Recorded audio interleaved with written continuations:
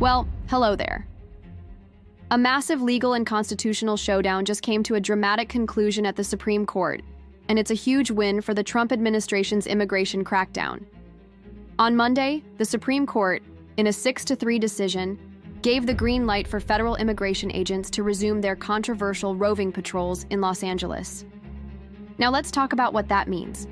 A lower court judge had put a stop to these sweeps after she found a mountain of evidence that federal agents were violating the Fourth Amendment.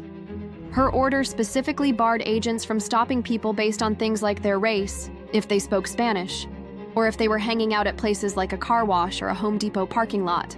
And the reason she did that is because American citizens were getting swept up in these raids.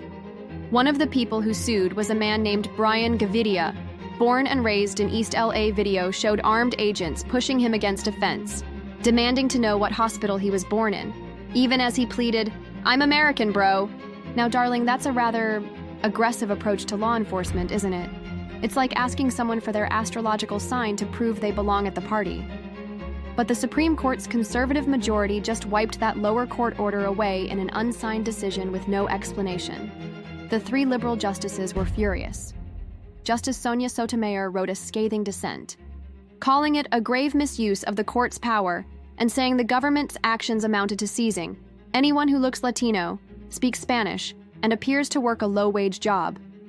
So, a massive Supreme Court ruling that unleashes federal agents in one of America's biggest cities.